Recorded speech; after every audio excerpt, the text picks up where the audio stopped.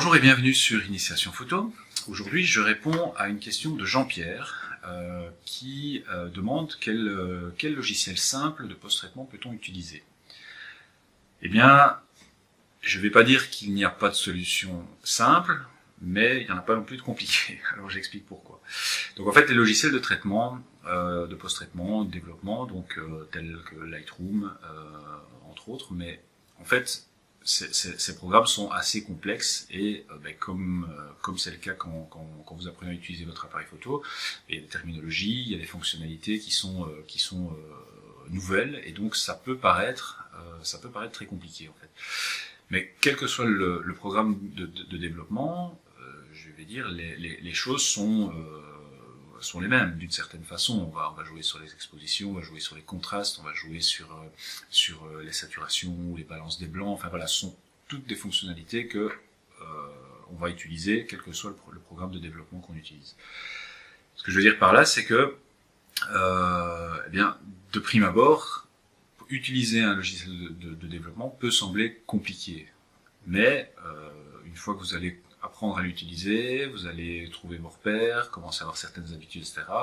Eh bien, avec le temps, avec la pratique, ça devient relativement simple. Alors, dans les solutions de développement, on a pas mal de possibilités.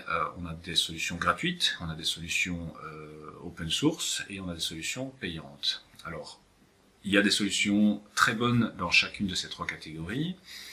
Et du moins, en tout cas, en fonction de vos besoins, de votre utilisation. Alors, pour commencer, je peux suggérer simplement de commencer par un programme de développement gratuit qui sont entre autres ceux qui sont proposés par les fabricants d'appareils photo. Et donc on a par exemple Studio NX pour Nikon, pardon. On a Digital Photo Professional qui est le programme que Canon propose en téléchargement gratuit aussi sur son site. Et puis on a Capture One Express qui est proposé pour Fuji et pour Sony. Ces trois solutions sont des solutions gratuites téléchargeables sur les sites des fabricants d'appareils photo et qui permettent déjà de faire énormément de choses au niveau des fichiers RAW en commençant à développer vos fichiers RAW avec les luminosités, l'exposition, les contrastes, vraiment les réglages de base, mais ça peut déjà donner une première approche, une première impression. Ensuite, on a toujours dans les solutions gratuites, on a des programmes comme GIMP, comme Photoscape, RAW Therapy, qui sont des solutions assez performantes aussi. Puis on passe dans les solutions open source, en tout cas la solution open source la plus connue, la plus populaire, c'est Darktable, qui est un programme qui a été développé par des passionnés.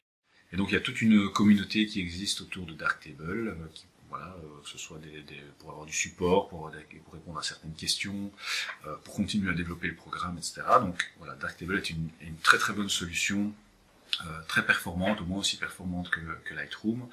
Pour l'avoir essayé à un moment donné, le seul inconvénient que moi j'ai trouvé, c'est que le programme l'interface est un petit peu moins instinctive qu'un programme comme Lightroom, donc les choses sont un petit peu plus difficiles à déterminer, etc. Mais de nouveau, je pense qu'avec l'utilisation, avec l'habitude et les repères qu'on prend quand on utilise régulièrement un programme, je pense que Darktable est vraiment une très très bonne solution. Et puis on passe dans les solutions payantes, et là, on a solutions comme DxO, Photolab, on a Luminar, on a Affinity, Capture One Pro et évidemment Lightroom d'Adobe. Et tous ces programmes sont vraiment très très très performants, avec des coûts qui peuvent varier, mais donc ça c'est plutôt à vous de déterminer en fonction de la fréquence de l'utilisation, le budget que vous voulez y mettre et vers lequel vous voulez aller, sachant qu'il y a toujours une période d'essai, donc vous pouvez tester le programme avant de l'acheter. Donc voilà, j'espère que cette réponse a répondu à la question de Jean-Pierre, et puis je vous dis à très bientôt pour une prochaine vidéo.